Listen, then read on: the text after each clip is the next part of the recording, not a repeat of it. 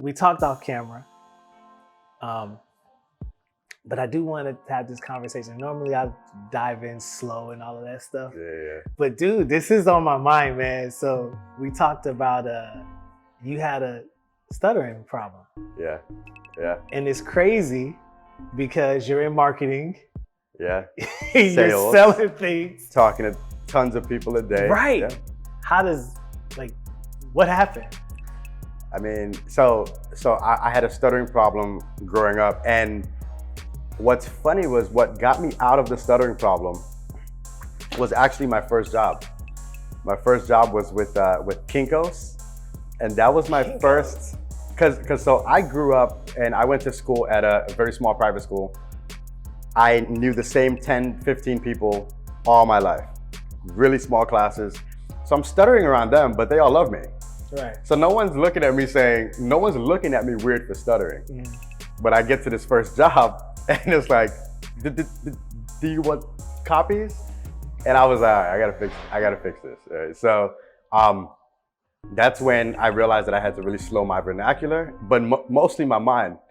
And so I literally started to speak like this in order to let my mind catch up with what I wanted to say. It was a processing issue. So timing-wise, perfect right before I left for college, because coming up here and stuttering, I would have had a big issue. Wow. But no, yeah, I slowed my entire vernacular, and I don't want to say I got over it because I stutter now. Right. But I'm able to catch it. I can catch it. I can dance around it, and I can make it so that if I'm looking to communicate something, I end up doing it. I wanted to talk about that because of what I told you off camera. I have a light stuttering problem. Now, was it bad previously? I don't remember. I don't remember if it was so bad where I could not communicate. Your my brain point. probably erased it. Yeah. Right. Anything that you don't desire, your brain probably erased it. Probably. Yeah. Probably. Because I have an extreme memory issue. I smoked a lot of weed too in my day. so I say that. But editing this show, I'm gonna be honest. Yeah. Editing this show, I realized my stuttering. Yeah. Normally, like you said, I powered through it, boom. But being on this show, it literally mirrored and I'm like, yo, I'm dancing around it as I'm talking to my guests, but when I go back to edit, I was like, no, I'm not dancing around it. Yeah. It's being noticed. Yeah. So same thing. I said, you know what? Slow down, think about it, say it. Yeah. My son, he's 7, he stutters. Okay. So my thing to him is, slow down, Daniel. Stop, slow down. He'll try to say it. No. I said, stop. I think about it. Yeah. Did you think about it? Yes. Did you think about it? Yes. And then I'll have him say it to me. Yeah. But what do you think that's just from from fast? I think it's from moving fast. I think it's from your family. I mean, my family, they're from Trinidad. Right. My family they have like very heavy accents. There's certain words they skip, and then, so I have a family that has a very strong Trinidadian accent. And then I go to school and there's a bunch of Americans with full sentences. Not to say like my family spoke broken English, but it's different, Right. So sometimes your mind is trying to process that and it doesn't know which one to kind of latch onto, Right. So you're with your family you're speaking with your family for 2 hours a day. You go to school for 8, 9. Yeah. Like it's a challenge, so. Yeah. Tough. Yeah. Where did you go to school? Down in South Florida, a really small private school called Hollywood Christian. Never heard of it. Hollywood Christian. Most people haven't. It's not even named Hollywood Christian anymore. Yeah, it's something else. I think somebody bought it, but it's a really small private school, man. Yeah? Yeah. And you did that middle school, high school? Kindergarten, elementary school, middle school, junior high, high school. Never public school? I never went to public school until I came up here. Yeah. Wow. My parents wanted to keep me out of trouble down there. Did it work? Yeah, I stayed out of trouble. Yeah. Yeah? I did. I mean, I was only exposed to so much. Yeah, so I stayed out of trouble. Some of my classmates did it, but I mean, I stayed out of trouble. I did private school, 10th grade, maybe before 10th grade. Okay. I did private school, and then I did public school. Yeah. I didn't stay out of trouble in either one. I found a way to get in trouble in both of them. And it's funny because the principal, who actually was the owner of the private school too, Yeah. I had his son on the sit down. Really? Full circle. See how life works? Very interesting.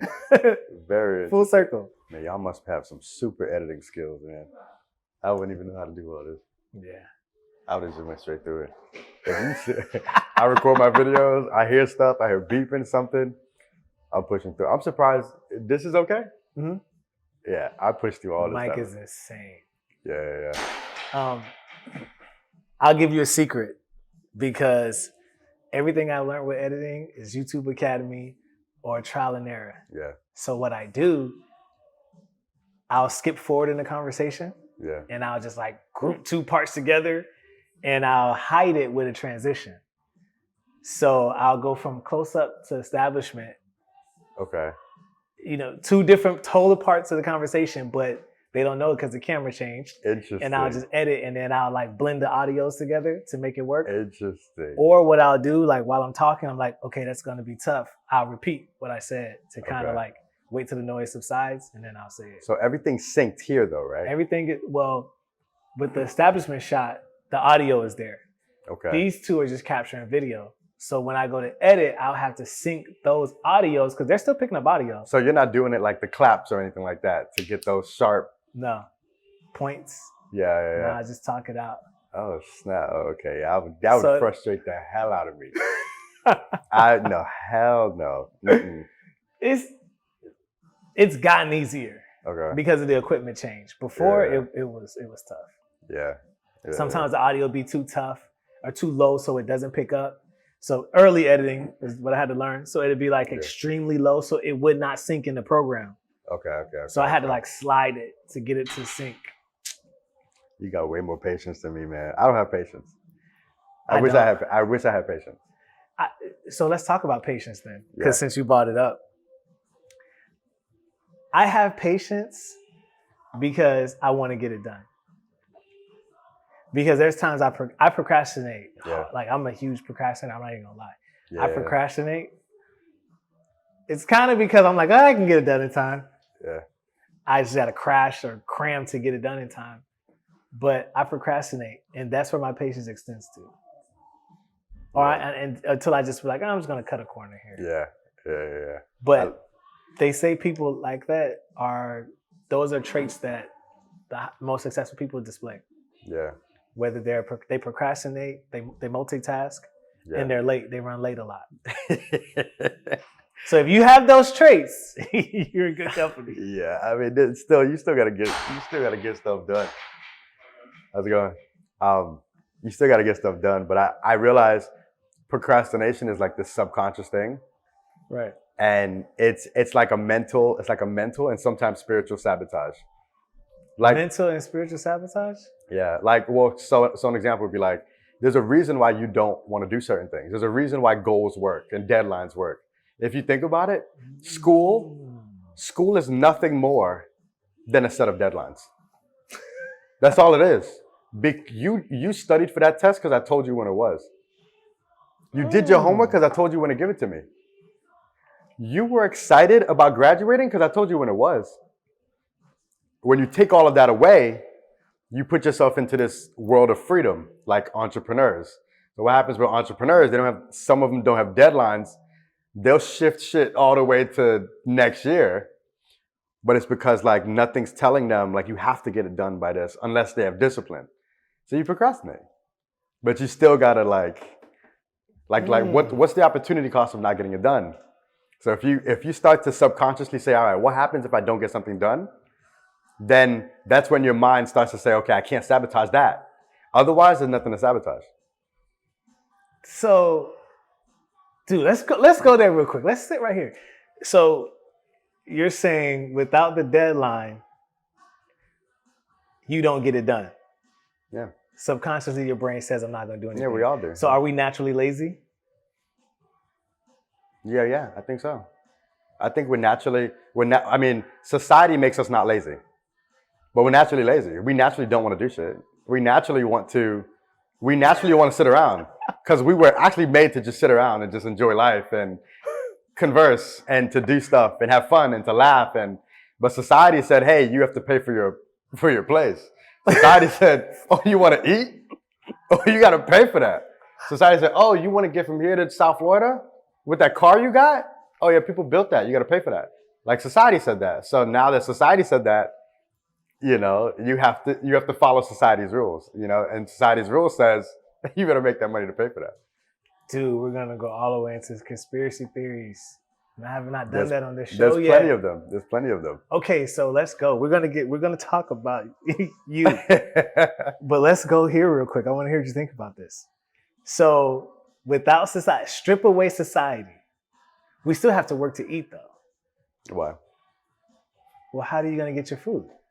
I mean, but that's what I'm saying. Like society makes it easy for you to, right? Like, oh, so you're saying because of the luxuries of society, now we have these things set up in place. Yeah, I mean, it's convenient to live now.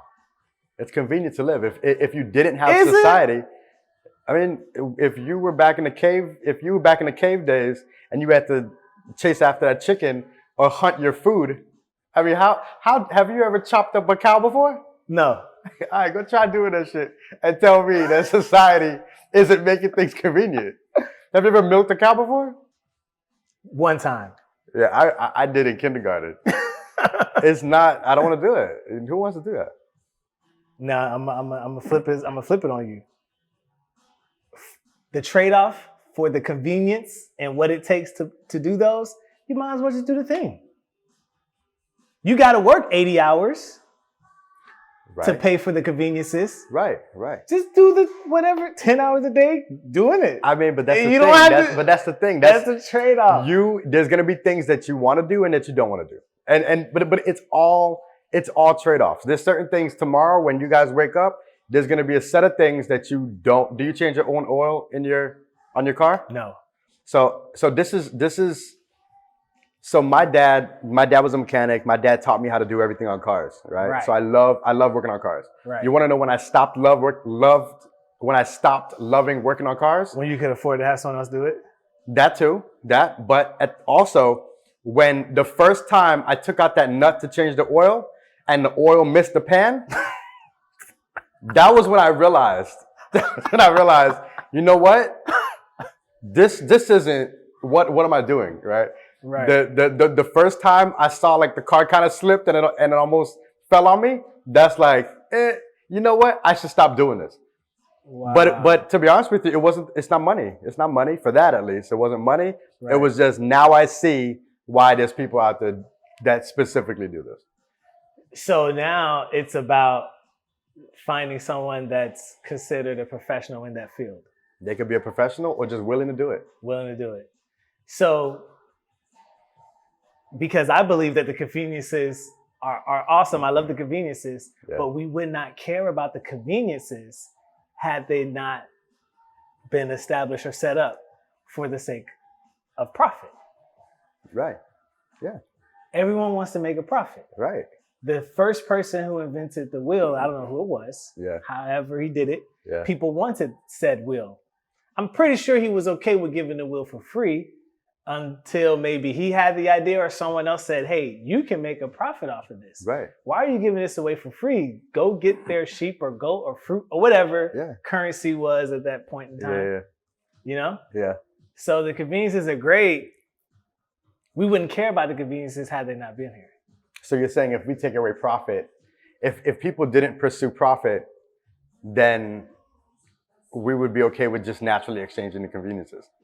Facts. But that's what it was. That's what it was like until things changed, right? Like an example.